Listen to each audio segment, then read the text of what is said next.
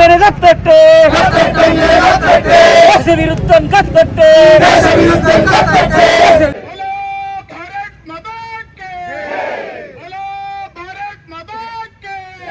പാറ്റം മരന്ന് വീണാ പിന്നെ ജമ്മത്ത് എഴുന്നേറ്റില്ല. രാത്രി 12 മണിക്ക് പാറ്റം മരന്ന് വീണാൽ പിറ്റേ ദിവസം 6 മണിക്ക് ചത്തും മരവിച്ച് കിടപ്പുണ്ടാവും. അങ്ങനത്തെ ഒരു പാർട്ടിയാണ് കോർപ്പറേറ്റ് പാർട്ടി.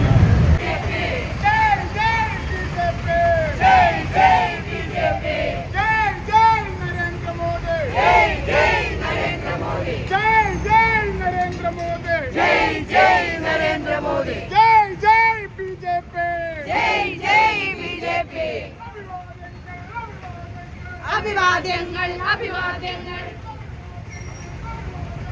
അഭിവാദ്യങ്ങൾ അഭിവാദ്യങ്ങൾ അഭിവാദ്യങ്ങൾ. ജയ് ജയ് ബിജെപി, ജയ് ജയ് ബിജെപി, നരേന്ദ്ര മോദി, അഭിവാദ്യങ്ങൾ അഭിവാദ്യങ്ങൾ അഭിവാദ്യങ്ങൾ അഭിവാദ്യങ്ങൾ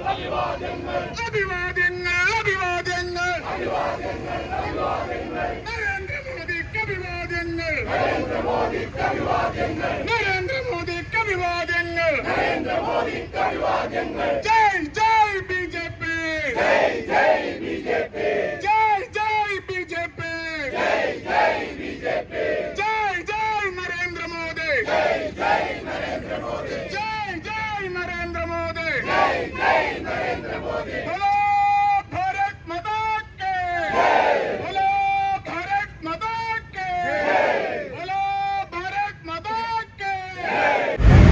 സുഹൃത്തുക്കളെ, ഒരു മാസം മുമ്പ് ഡൽഹിയിലെ എയർപോർട്ടില് ഏതാണ്ട് വിദേശകാര്യ മന്ത്രി വന്ന പോലെ ഒരു ചെറുക്കന് അമേരിക്കയിൽ നിന്ന് വരണം. അഭിജിത്ത് ദീപക്, പേര് തന്നെ ചോദില്ല, എല്ലാരും കൂടെ കൊട്ടിക്കൊഴിച്ച് അതിനെ ഇവിടെ കൊണ്ടുവന്നു. ആ പുള്ളി ഒരു രാഷ്ട്രീയ പാർട്ടി ഉണ്ടാക്കണം, കോക്രോച്ച് ജനതാ പാർട്ടി. എന്നൊക്കെ ഇവിടെ ഭാരതീയ ജനതാ പാർട്ടി ഉണ്ട്. അപ്പൊ അതിന്റെ ഒരു ഡ്യൂപ്ലിക്കേറ്റ് ആകുമ്പോഴത്തേക്ക് അത്യാവശ്യം ഒരു നിലയമ്പലൊക്കെ ഉണ്ടാവുമല്ലോ എന്ന് വിചാരിച്ചുണ്ടാക്കിയതാണ്. ഈ കോക്രോച്ച് എന്ന് വെച്ചാൽ പാറ്റാന്ന് നടത്തും. ഏതെങ്കിലും പാറ്റ കണ്ടു കാണും. ഏതെങ്കിലും ഒരിക്കലും ഒരു ദിവസം പാറ്റം മരന്ന് വീണാ പിന്നെ ജമ്മത്ത് എഴുന്നേറ്റില്ല. രാത്രി 12 മണിക്ക് പാറ്റം മരന്ന് വീണാൽ പിറ്റേ ദിവസം 6 മണിക്ക് ചത്തും മരവിച്ച് കിടപ്പുണ്ടാവും. അങ്ങനത്തെ ഒരു പാർട്ടിയാണ് കോർപ്പറേറ്റ് പാർട്ടി. ഈ പാറ്റയുടെ അടുത്ത് കൊണ്ടുപോയിട്ടൊരു പൂ വെച്ചാൽ പൂമ്പാറ്റൊന്നും ആവൂല. അത് പൂമ്പാറ്റ വേറെ ഉണ്ട്, അത് ചിത്രശലഭം ഇങ്ങനെ പറന്നൊക്കെ പോകും. ഇവരങ്ങനെ ഒരു തെറ്റിദ്ധാരണ പരത്താൻ വേണ്ടിയിട്ട് സമരം തുടങ്ങണം. എന്താ? ധർമ്മേന്ദ്ര പ്രധാൻ രാജിവെക്കുക. അവര് പറഞ്ഞ ഡിമാൻഡ് നീറ്റ് പരീക്ഷ ഉണ്ടായിരുന്നപ്പോ അതിൻ്റെ അകത്ത് പരീക്ഷ ചോദ്യപേപ്പർ പുറത്തു വന്നപ്പോ കുറച്ചു കുട്ടികൾ ആത്മഹത്യ ചെയ്തു. ഈ കഴിഞ്ഞ ദിവസം ബോംബെയില് IAS-കാരാണ് അച്ഛനും അമ്മയും. ഈ കൊച്ചിനെ IAS-കാരാക്കണം എന്നായിട്ട് ആ കൊച്ചിനെ പെൺകൊച്ചാണ് പഠിപ്പിച്ച് തോറ്റ് 28ാമത്തെ നിലയിൽ നിന്ന് കയറി അത് ആ താഴേക്ക് ചാടി ആത്മഹത്യ ചെയ്തു. ധർമ്മേന്ദ്ര പ്രധാൻ രാജിവെക്കണോ? അല്ല, അറിയാഞ്ഞിട്ട് ചോദിക്കുന്നു. വൈദ്യുതി വകുപ്പ് മന്ത്രി കേരളത്തിൽ ആരാണ്? സണ്ണി ജോസഫ്. പോസ്റ്റ്മാൻമാര്, ഞാൻ കുറ്റപ്പെടുത്തി പറയാല്ല, പലപ്പോഴും ഷോക്കടിച്ച് വീണ് മരിക്കാറുണ്ട്. എത്ര വൈദ്യുതി മന്ത്രി രാജിവെച്ചിട്ടുണ്ട്? സർക്കാർ ആശുപത്രിയില് പലപ്പോഴും രോഗികൾ ദിവസവും മരിക്കാണ്. അങ്ങനെ ഇപ്പൊ മുരളീധരൻ ഇപ്പൊ അധികാരം ഏറ്റെടുത്തിട്ട് 60 ദിവസമായിട്ടുള്ളൂ. എന്താ രാജിവെക്കാത്ത? ധർമ്മേന്ദ്ര പ്രധാൻ മാത്രം രാജിവെക്കണം. അങ്ങനെ ഒരു ഡിമാൻഡ് വെച്ചുകൊണ്ട് കുറെ ആൾക്കാർ സമരത്തിന് ഇറങ്ങി നിൽക്കുകയാണ്. സമരം തുടങ്ങി. ഈ നേരത്തെ ബ്രഹ്മരാജ് സൂചിപ്പിച്ചു, നമ്മള് ജനാധിപത്യ ഗവൺമെന്റാണ്. ഒരു സമരത്തെയും വെടിവെപ്പിലൂടെ ഇല്ലാതാക്കാനോ ചോരയിൽ മുറ്റിക്കൊല്ലാനോ NDA സഖ്യം, ഭാരതീയ ജനതാ പാർട്ടി ഇന്ന് വരെ ശ്രമിച്ചിട്ടില്ല. അങ്ങനെയാണെങ്കിൽ പണ്ട് കർഷക സമരം അങ്ങനെ ചെയ്യാറുണ്ടല്ലോ.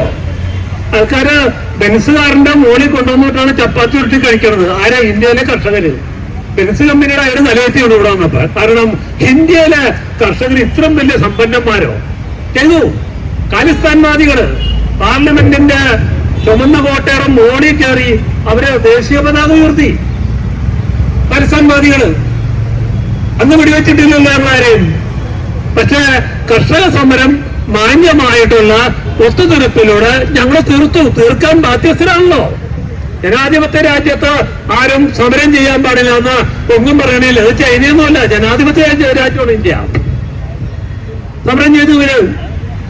കുട്ടികളുടെ ആവശ്യം ന്യായമാണെങ്കിൽ പരിഗണിക്കാൻ തയ്യാറാണെന്ന് നരേന്ദ്രമോദി പല പ്രാവശ്യം അവരുടെ ആൾക്കാരോട് പറഞ്ഞു. പക്ഷേ സമരത്തിനൊരു കുഴപ്പമുണ്ട്. നമ്മളൊക്കെ ഒരു സമരം ചെയ്യുകയാണെങ്കിൽ ഇവിടെ എന്തെങ്കിലും ചട്ടി മേടിച്ചിട്ട് കപ്പ മുഴുങ്ങി കട്ടൻ ചായയും കുടിച്ച് അങ്ങ് സമരം നടത്തിക്കൊണ്ടുപോവുകയാണിത്. ഇത് ഓൺലൈൻ വഴി സൊമാറ്റോ വഴി മട്ടൻ ഫ്രൈ, ചിക്കൻ ഫ്രൈ ഒക്കെയാണ് സമരവേദിയിലേക്ക് വന്നത്. ഇത് തിന്ന വയറിളകുമ്പോഴത്തേക്കും നോക്കാനായിട്ട് ഡോക്ടർമാരും നിരന്നിരിക്കുന്നത്. എന്ത് സമരമാണ്? എവിടെന്നാ ഈ സാമ്പത്തിക സ്രോതസ് ഉണ്ടായി? ഇവിടെ സമരം നടക്കുമ്പോഴത്തേക്കും ഇവിടെ തണുപ്പ് വരുമ്പോ കുളിര് തന്നെ പാകിസ്ഥാനിലാണ്. ഇവിടെ മഴ പെയ്യുമ്പോഴത്തേക്കും കുറയോടുന്നത് പാകിസ്ഥാനിലാണ്. ആ നിലപാട് മാറ്റണം. കാരണം പാകിസ്ഥാന്റെ പണം കൈപ്പറ്റിക്കൊണ്ട് ഈ ട്രംപ് എന്ന് പറഞ്ഞാണ് ഇങ്ങനെ നരേന്ദ്രമോദിയെ കാണുമ്പോ ചാടി എഴുന്നേറ്റ് കൈ കൊടുക്കുമ്പോഴത്തേയുള്ളൂ. ട്രംപിന് ഇവിടത്തെ ഈ ഗവൺമെന്റിന് NDA ഗവൺമെന്റ് 12 വർഷമായിട്ട് സ്റ്റേബിൾ ഗവൺമെന്റ് ആണ്. ലോകത്തിലെ ഏറ്റവും വലിയ ജനാധിപത്യ രാജ്യമാണ് ഇന്ത്യ. ജനങ്ങള് 146 കോടി ജനങ്ങളാണ്. അതിനകത്ത് 19 കോടിയാണ് തെരഞ്ഞെടുത്തേക്കണ നരേന്ദ്രമോദിയാ. ഒരു സുപ്രഭാതത്തില് ഓടും പൊളിച്ച പാർലമെന്റിൽ ഇറങ്ങിച്ചെന്നല്ല നമ്മള് ജനങ്ങൾ തെരഞ്ഞെടുത്തിയാ. ഇപ്പോ നമ്മളൊപ്പം ശിവസേന വന്നു. പശ്ചിമ ബംഗാളില് പാർട്ടിക്കാര് പലരും വരുന്നു. BJP ഗവൺമെന്റ് സ്റ്റേബിൾ ഗവൺമെന്റ് ആണ് NDA ഗവൺമെന്റ്. ആ ഗവൺമെന്റിനെ താഴെ ഇറക്കാൻ വേണ്ടി കുറെ നാളായിട്ട് ഇന്ത്യ സഖ്യം എന്നും പറഞ്ഞ് ഒരു കൂട്ടര് സമരം ചെയ്യണുണ്ട്. ക്ലച്ച് പിടിക്കാറില്ല. ഈ പ്രാവശ്യം സമരം ചെയ്യണ ആരാണ്? അവിടെ നിന്ന് ദീപക് വന്ന സമരം ചെയ്ത് പിറ്റേ ആഴ്ച സമരം ബോംബെയിൽ വന്നു. അപ്പൊ ദീപക് പറഞ്ഞു, ഞാൻ സമരം നടത്തണ ഇവിടെയാണ്, വേറെ ഇന്ത്യയിലെ ഒരു സമരത്തിനും എനിക്ക് പങ്കില്ല എന്ന് അഭിജിത്ത് ദീപക് പറഞ്ഞു. കാരണം അങ്ങേർക്ക് മനസ്സിലായി ഇത് കൈപ്പടി വിട്ടു പോകാണ്. പിന്നെ ഒരാളുണ്ട്, ആർക്ക് വേണമെങ്കിലും വിലക്ക് വാങ്ങാം, വാൻ ചുങ്ങാം. കാരണം പുള്ളിയുടെ ജോലി ഇപ്പൊ മോഹൻലാലൊക്കെ സിനിമയിൽ അഭിനയിക്കുകയാണെങ്കിൽ പുള്ളിയുടെ ജോലി സത്യാഗ്രഹം കിടക്കലാണ്. 31 ദിവസമായി. സാധാരണ നമ്മളൊക്കെ സത്യാഗ്രഹം നടത്താൻ 3-ാം ദിവസം പെട്ടിക്കത്തായി പോകും. ഇത് 31 ദിവസമായിട്ട് നിൽക്കാണ്. അദ്ദേഹമായിട്ട് സംസാരിച്ചു. JP നഡ്ഡ പോയി, ആശുപത്രി കണ്ടു. എന്തോ ഡിമാൻഡൊക്കെ അംഗീകരിച്ചു. അങ്ങനെ സമരത്തിന്റെ പാതിയില്ല, ക്യാപ്റ്റൻ പോയി. പിന്നെ ആരാ? അഭിജിത്തും കുറച്ചു കൂട്ടരും കൂടി സമരം ചെയ്ത് സമരം ഏതാണ്ട് ദയനീയമായിട്ട് അങ്ങ് രക്ഷപ്പെട്ടില്ല. മനോരമയും മാതൃഭൂമി ആദ്യം പറഞ്ഞത് ആയിരക്കണക്കിന് ആൾക്കാരെന്നാണ്. അതിപ്പോ ആയിരക്കണക്കിന് ആൾക്കാർ ഇവിടെ ഉണ്ടല്ലോ. അങ്ങനെ റിപ്പോർട്ട് ചെയ്ത് അങ്ങനെ സമരം പാളിപ്പോകുന്നു കണ്ടപ്പോ ഇവിടുന്ന് കുറെ ആൾക്കാര് ട്രെയിൻ കയറി അങ്ങോട്ട് പോയി. ആരാ? ഇവിടുന്ന് മാർക്സിസ്റ്റ് പാർട്ടിക്കാര്, മലപ്പുറം ജില്ലയിൽ കുറെ ഭീകരവാദികള്.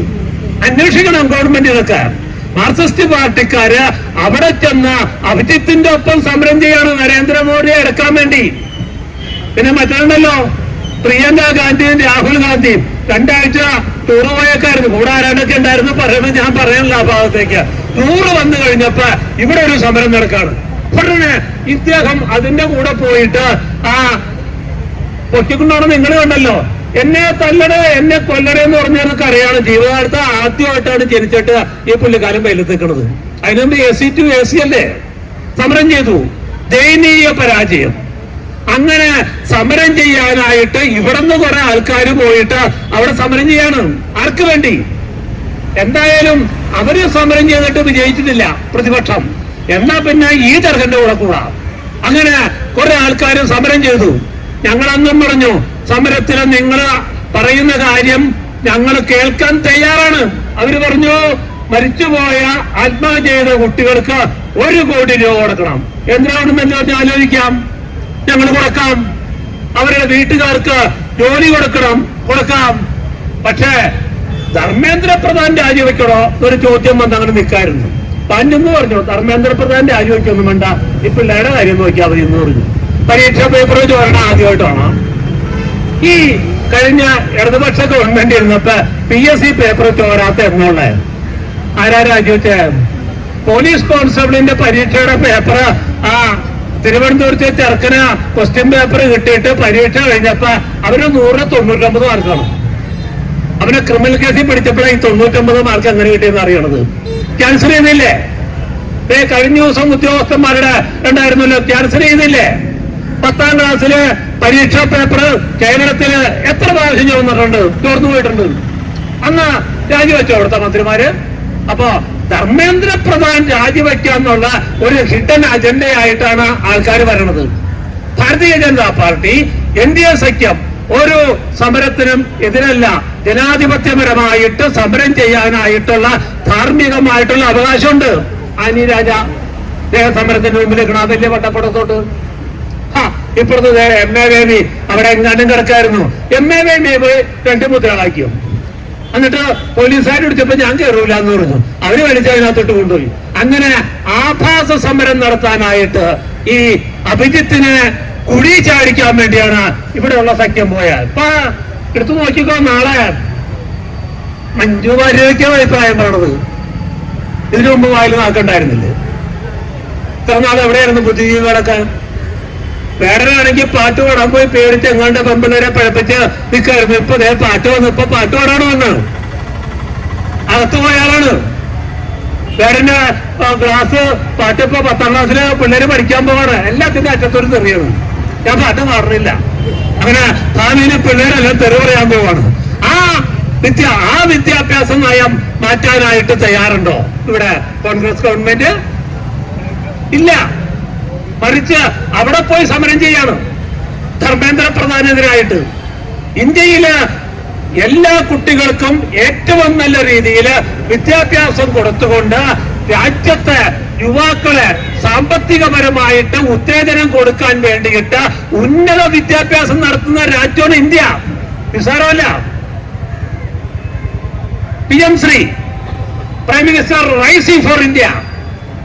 നമ്മളല്ലേ പൈസ കൊടുക്കണ എല്ലാ കുട്ടികൾക്കും. ഞാൻ നിങ്ങളൊക്കെ പഠിച്ചിരുന്ന കാലഘട്ടത്തിൽ അമേരിക്കന്ന് ഉപ്പുമാവിന്റെ ആ കപ്പല് കൊച്ചിയിൽ വന്നില്ലെങ്കിൽ PL 450 പബ്ലിക് 450 എന്ന് പറഞ്ഞ ആ സാധനം വന്നില്ലായിരുന്നെങ്കിൽ നമ്മുടെ വീട്ടിൽ പട്ടിണി എടുക്കുമായിരുന്നു. ഇന്ന് കുട്ടികൾക്ക് സമ്പുട്ടാഹാരമില്ലേ? ഉച്ചയ്ക്ക് സാമ്പാറും ചോറും ഉൾപ്പെടെ കേന്ദ്ര ഗവൺമെന്റ് പദ്ധതിയാണ്. അങ്ങനെ രാജ്യത്തെ വിദ്യാർത്ഥികളെ അങ്ങേയറ്റം ബഹുദൂരം മുന്നോട്ട് കൊണ്ടുപോയ ഗവൺമെന്റാണ് കേന്ദ്ര ഗവൺമെന്റ്. ആ കേന്ദ്ര ഗവൺമെന്റിനെ താഴെ ഇറക്കാൻ വേണ്ടി നടത്തുന്ന വിദേശ ശക്തികളുടെ സമരമാണിത്. അതിനെയാണ് നമ്മൾ എതിർക്കുന്നത്. പക്ഷേ ധർമ്മേന്ദ്ര പ്രധാൻ ഇന്ന് രാജിവെച്ചു. കാരണം അങ്ങനെ ഒരു സമരം ചോരയിൽ മുക്കിക്കൊല്ലാതെ തീരാൻ പറ്റുമെങ്കിൽ തീരട്ടെ. കേന്ദ്ര ഗവൺമെന്റ് ഏറ്റവും പക്വമായിട്ടുള്ള തീരുമാനം എടുത്തത്. അല്ലാതെ ഞങ്ങൾ പേടിച്ചു കൊണ്ടുവരൊന്നുമല്ല. അങ്ങനെ രാജിവെച്ചാൽ തീരണ ഗവൺമെന്റാണ് അത്. പക്ഷേ ധാർമ്മികതയില്ല ഈ സമരത്തിന്. രാജ്യത്ത് ഏതെങ്കിലും തരത്തില് വൈദേശിക ശക്തികള്, കാരണം എന്താ, ബംഗ്ലാദേശില് സമരം ചെയ്തു ജെൻസി, ജമാഅത്തെ ഇസ്ലാമി, അവിടെ ഭരണം കിട്ടി. നേപ്പാളില് സമരം ചെയ്തു ജെൻസി, അവിടുത്തെ രാജാവിനെ മാറ്റി. തൊട്ടപ്പുറത്ത് ശ്രീലങ്കയില് സമരം ചെയ്തു, അവിടുത്തെ ഭരണം മാറി. ഇനി ആകപ്പാടെ എല്ലാ ഭീകരവാദികൾക്കും കൂടിയിട്ട് മാറ്റാനുള്ള ഗവൺമെന്റ് ഇന്ത്യ ഗവൺമെന്റാണ്. നടക്കാൻ പോണില്ല, ജന്മത്ത് നടക്കില്ല. കാരണം ജനപിന്തുണ കൂടിക്കൂടി വരുന്ന ഗവൺമെന്റാണ് കേന്ദ്ര ഗവൺമെന്റ്. ലോകത്തിലെ 5ാമത്തെ സാമ്പത്തിക ശക്തിയാണ് ഭാരതം. നിഷേധിക്കാൻ പറ്റുമോ? നമ്മളല്ലേ ചാർട്ടേഡ് ഫ്ലൈറ്റ് കൊണ്ട് ഉക്രൈനിലെ കുട്ടികളെ കൊണ്ടുവന്നേ? നമ്മളല്ലേ റഷ്യയില് പോയിട്ട് കുട്ടികളെ കൊണ്ടുവന്നേ? നമ്മളല്ലേ ചാർട്ടേഡ് ഫ്ലൈറ്റില് യമനിൽ പോയിട്ട് കുട്ടികളെ കൊണ്ടുവന്നേ? അതിനകത്ത് ജാതിമതം ഭേദമന്യേ ജനങ്ങളെ കൊണ്ടുവരാനായിട്ട് ഇന്ത്യ ഗവൺമെന്റ് തയ്യാറായി. ലോകത്തില് ഭൂകമ്പം നടന്നാല് ആദ്യമായിട്ട് ചാർട്ടേഡ് ഫ്ലൈറ്റിനകത്ത് ഭക്ഷ്യധാന്യങ്ങള്, മരുന്ന്, ഡോക്ടർമാര്, പാരാമെഡിക്കൽ ടീം പോകുന്നത് ഭാരതത്തിൽ നിന്നാണ്. ഇന്ത്യ ഗവൺമെന്റാണ് ലോകത്തിന് മാതൃശക്തിയായിട്ട് അല്ലെങ്കിൽ ഒരു ചേതോവികാരമായിട്ട് പ്രവർത്തിക്കുന്ന ഗവൺമെന്റാണ് ഈ NDA ഗവൺമെന്റ്. അതാണല്ലോ ബിൽഗേറ്റ്സ് പറഞ്ഞ ലോകരാജ്യങ്ങൾക്ക് പ്രത്യാശ നൽകുന്ന രാജ്യമാണ് ഭാരതം. കാരണം നമ്മുടെ രാജ്യത്ത് പല അസുഖങ്ങളും വരുമ്പോ ഇന്ത്യ ഗവൺമെന്റ് മരുന്ന് കയറ്റി അയക്കുന്നു. ടാറ്റ മരിക്കുന്നതിന് മുമ്പ് അദ്ദേഹം നരേന്ദ്രമോദിയോട് പറഞ്ഞു, ഞാൻ ജനിച്ചത് അല്പം വൈകിപ്പോയോ എന്നൊരു സംശയം. കാരണം രാജ്യത്തിന്റെ പുരോഗതി സിംഗൂരിൽ നിന്ന് സിന്താലിലേക്ക് ഗുജറാത്തിലേക്ക് ടാറ്റയുടെ മോഹനമായ ടാറ്റ നാനോ കാർ കൊണ്ടുവന്നു കഴിഞ്ഞപ്പോൾ നരേന്ദ്രമോദിയുടെ മുമ്പിൽ വെച്ച് രത്തൻ ടാറ്റ പറഞ്ഞത്, ഞാൻ ജനിച്ചത് അല്പം നേരത്തെ ആയി പോയി. രാജ്യം വളരുന്ന കാഴ്ച കണ്ട് അദ്ദേഹം പുളകിതഗാത്രനായി. നിഷേധിക്കാൻ പറ്റൂ? ഈ ഗവൺമെന്റിനെ താഴെ ഇറക്കണമെന്ന് പറയുന്നത് ജനാധിപത്യത്തിന്റെ കടക്കിൽ കത്തിവെക്കുന്നതാണ്. അംഗീകരിക്കാൻ ഞങ്ങൾ തയ്യാറല്ല. പക്ഷേ ഏതറ്റം വരെയും ഈ ഗവൺമെന്റ് ജനങ്ങൾക്ക് വേണ്ടിയിട്ട് അവരുടെ ആവശ്യങ്ങൾക്ക് വേണ്ടിയിട്ട് വിട്ടുവീഴ്ച തയ്യാറാവാൻ ഞങ്ങൾ തയ്യാറാണ്. പക്ഷേ അതൊരു പേടിച്ചുള്ള പിന്താങ്ങലായിട്ട് കണക്കാക്കൊന്നും വേണ്ട. അതുകൊണ്ട് ഈ ധർമ്മേന്ദ്ര പ്രധാന്റെ രാജിയോട് കൂടിയിട്ട് സമരം അവസാനിപ്പിക്കുന്നതാണ് എന്റെ വിശ്വാസം. ഇപ്പൊ ഞാൻ കേട്ടത് ഡിമാൻഡ് കൂടിക്കൂടിയ തന്നെയെന്നാണ്. പക്വതയില്ലാത്ത ആൾക്കാരത് നടക്കാൻ പോണില്ല. സമരത്തെ അടിച്ചൊതുക്കാനായിട്ട് BJP ഗവൺമെന്റിനെ അറിയാൻ പാടില്ല. പോലീസുണ്ട്, MSP ഉണ്ട്, DSP ഉണ്ട്, CRP ഉണ്ട്, CISF ഉണ്ട്, പിന്നെ ബോർഡർ സെക്യൂരിറ്റി ഫോഴ്സ് ഉണ്ട്. അത് കഴിഞ്ഞിട്ടാ പട്ടാളം വന്നത്. ചെയ്തില്ലല്ലോ. അവിടുത്തെ പോലീസ് കമ്മീഷണർ ശ്രീവൻ ഉൾപ്പെടെയുള്ള ആൾക്കാരെ തലക്കടിച്ച് പൊളിക്കാണ് ഇവര്. അവര് തിരിച്ചടിച്ചോ? റബ്ബർ ബുള്ളറ്റിട്ട് വെടിവെച്ചോ? ഇല്ല. അതെല്ലാം അവിടുത്തെ പോലീസ് ഉദ്യോഗസ്ഥന്മാര് കേന്ദ്ര ഗവൺമെന്റിന്റെ നിർദ്ദേശപ്രകാരം അവര് ആ മർദ്ദനം ഏറ്റുവാങ്ങി. കാരണം എന്താ? രക്തരൂക്ഷിതമായിട്ട് ഒരു സമരം വേണ്ടാന്ന് തീരുമാനിച്ച കേന്ദ്ര ഗവൺമെന്റ്. അല്ലെങ്കിൽ ലോകത്തിലെ ഏറ്റവും വലിയ പട്ടാള ശക്തികൾ ഒന്നാണ് ഇന്ത്യ. എല്ലാം കൊണ്ടും വായുസേന ആയാലും കരസേന ആയാലും ഒരു നിമിഷം കൊണ്ട് അവിടുന്ന് 1000 പേരെ തൂക്കിയെടുത്ത് തിഹാർ ജയിലിലല്ല അതിന്റെ അപ്പുറത്തെ ജയിലിൽ കൊണ്ടിടാൻ അറിയാം. പക്ഷേ ഒരിക്കലും ജനാധിപത്യ രാജ്യത്ത് ഒരു ജനാധിപത്യ സമരത്തെ അതിനെ കൽത്തുറങ്കിൽ അടയ്ക്കാനായിട്ട് ഇന്ത്യ ഗവൺമെന്റ് NDA ഗവൺമെന്റ് ഉദ്ദേശിക്കുന്നില്ല. അതുകൊണ്ട് ഞങ്ങള് ഈ നടത്തുന്ന ഈ സമരം ഇത് ഇന്ത്യൻ പ്രധാനമന്ത്രിക്കുള്ള പിന്തുണയാണ്. അദ്ദേഹത്തിന് 146 കോടി ജനങ്ങളെ നയിച്ചുകൊണ്ട് മുന്നോട്ടു പോകാനായിട്ട് ഇതാ 10,000-കണക്കിന് ലക്ഷക്കണക്കിന് കോടിക്കണക്കിന് കരങ്ങള് ആകാശത്തിലേക്ക് വിണ്ണിലേക്ക് കൈ ഉയർത്തിക്കൊണ്ട് നരേന്ദ്രമോദിക്ക് പിന്തുണ അർപ്പിക്കുന്ന സമരമാണ് നടന്നുകൊണ്ടിരിക്കുന്നത്. ഈ രാജ്യത്ത് മുഴുവൻ ജനാധിപത്യ വിശ്വാസികളും ഞങ്ങൾ നടത്തുന്ന ഐതിഹാസികമായിട്ടുള്ള ഈ സമരത്തില് ജനാധിപത്യത്തിന്റെ നിലനിൽപ്പിന് വേണ്ടിയിട്ട് ഞങ്ങൾ നടത്തുന്ന ഈ സമരത്തില് നിങ്ങൾ എല്ലാവരും അണിചേർന്നുകൊണ്ട് വൻപിച്ച വിജയമാക്കി തരണമേ എന്ന് അഭ്യർത്ഥിച്ചുകൊണ്ട് അപേക്ഷിച്ചുകൊണ്ട് ഞാൻ എന്റെ വാക്കുകൾ അവസാനിപ്പിക്കുന്നു. വന്ദേ മാതരം.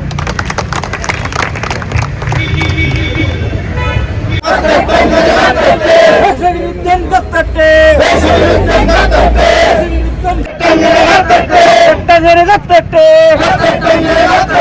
ദേശവിരുദ്ധം കത്തട്ടെ, ദേശവിരുദ്ധം കത്തട്ടെ, ഭാരത് ബാക്കി, ഭാരത് ബാക്കി. जय जय जय जय भारत माता, जय जय जय जय भारत माता, जय जय जय भारत माता, जय जय जय जय